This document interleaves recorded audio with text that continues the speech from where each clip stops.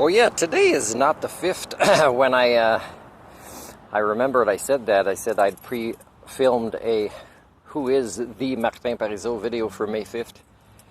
And I had looked at the date wrong for the Sunday.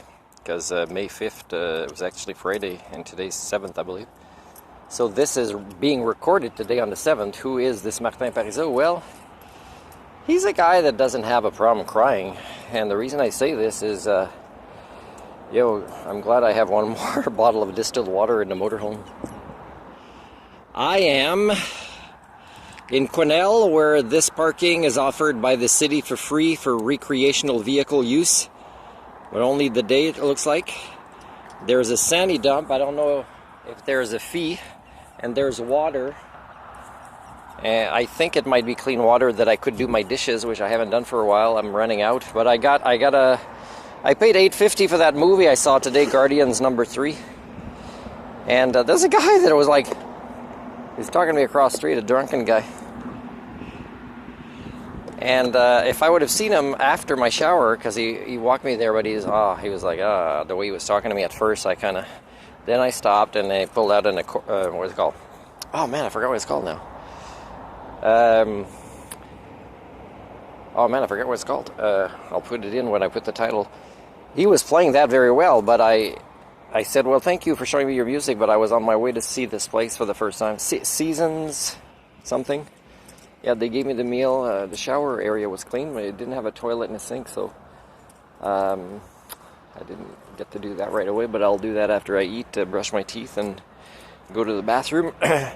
Anyways, the bit about crying is that... not just today, but yesterday when I went to ask at the movie theater.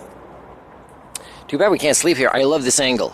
The angle when the front wheels are a little bit higher makes my bed level. Because I haven't been perfectly level the last 2-3 days, and it does affect my sleep. Not like preventing me from sleeping, especially if it's like the second day or the third day of not having a good night's sleep. Then of course I'll crash and I will have a good night's sleep. I'll be deeper sleep. Interesting dreams I'm remembering now. Huh. So there's a young lady yesterday that was saying, because she was going to see for a second time, and she said, I cried 4 times, she said, during Guardians of the Galaxy 3. And a man, either a father or older man or somebody that I think was part of the group, maybe an uncle or something, I don't know.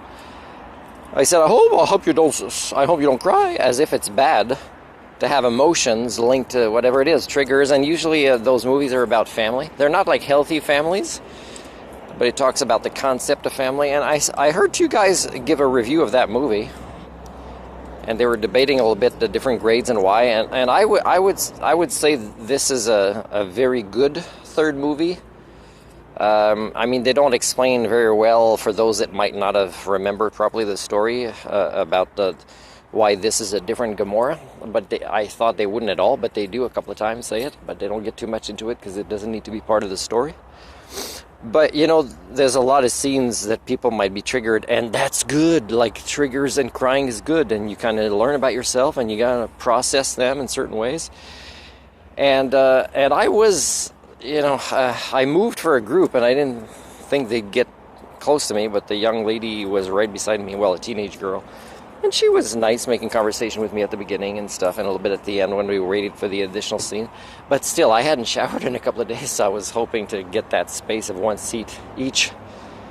But I asked the group when they were going to go back. I said, no, I'll move a bit.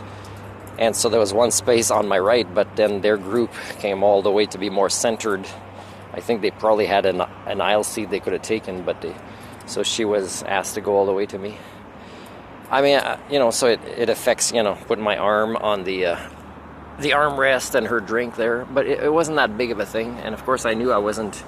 But still, one of them, I don't think it was her, maybe the guy beside her had perfume, and I had to, it was not that strong, but I had to kind of tell myself not to let that ruin the movie. So even if I don't shower every day, I'm not going to try to compensate with a lot of perfume. So I don't think I smelled bad because I did put new dry clothes before. But I was drained because I was teary-eyed a few times, but I know I would have cried more if I had my space. And if I, if I wasn't kind of figuring out where I'd take a shower and try to save money, because I took a shower for free instead of spending money at the pool, or I did spend fuel to go to the co-op Cardlock to find out that they're not open. It's hard to get that information. Did I just lose coins in that pocket with a hole? So my point, guys, is that today too, a young woman, I don't know if it was her or somebody else, was saying how she cried and will cry, and again it was a guy that said, oh, don't do that.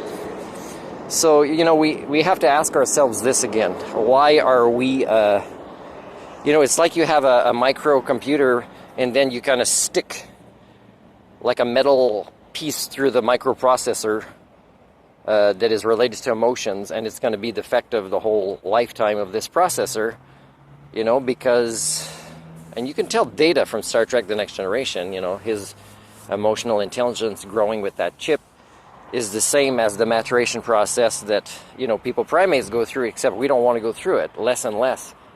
And again, it's like, why do guys, when a girl can share in front of everybody, even strangers overhearing, that she cried and she'll probably cry again, which is a normal human thing to do.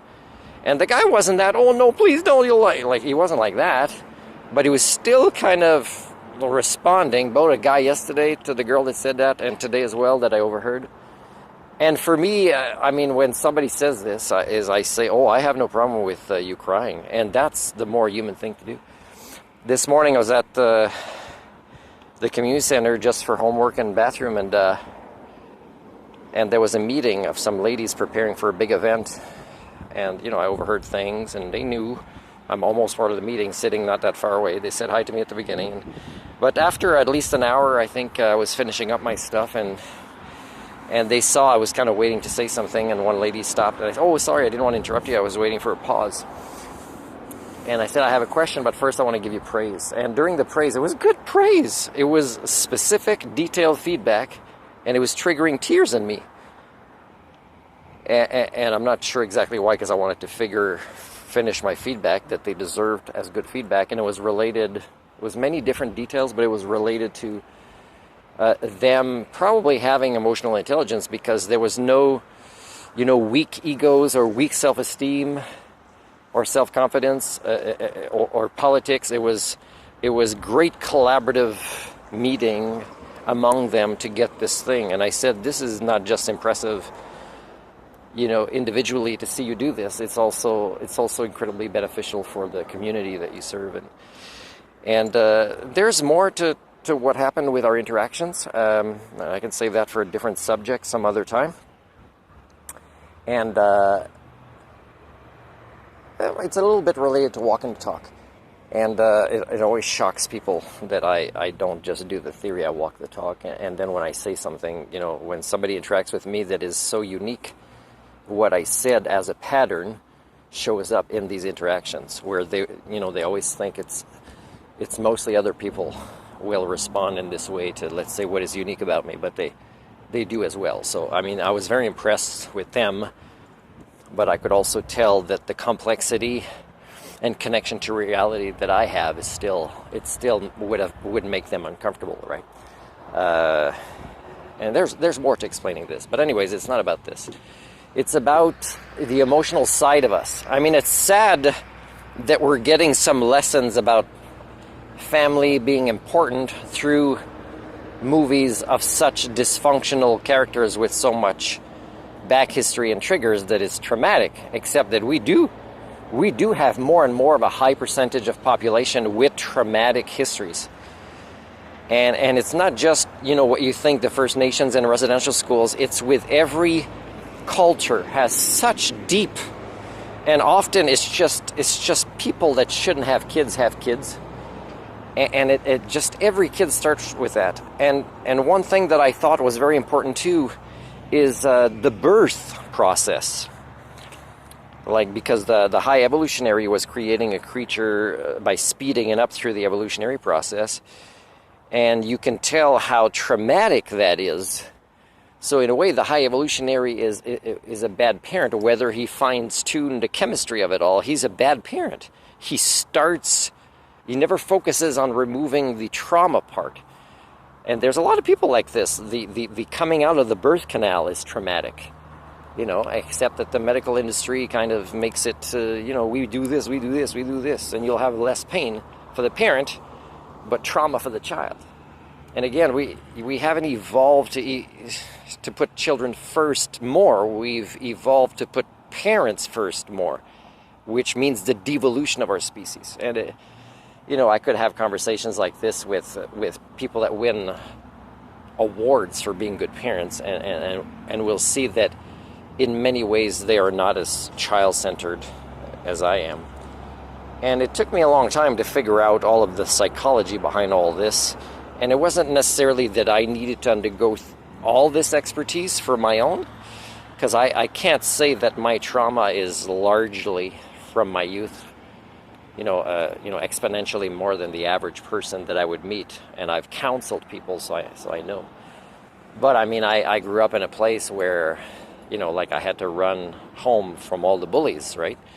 That's traumatic, and also, in a family that had on both sides some mental illness, and that were kind of behaviors that were unhealthy, and that I still see in siblings and niece and nephew.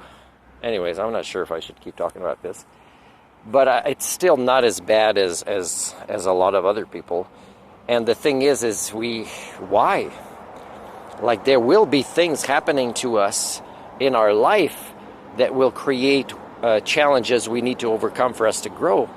Why is it so normal for them to be these traumas and challenges that are really unfair at such a young age to so many more people around the world right now when they are in this very youthful stage of their lives? So in a way, this is another socio-cybernetic feedback loop. Is the traumas come to more people, they come at an earlier age, in more cultures, and we talk less and less about this as an unhealthy way to be made more strong through adversity, because it's unfair at what age they come.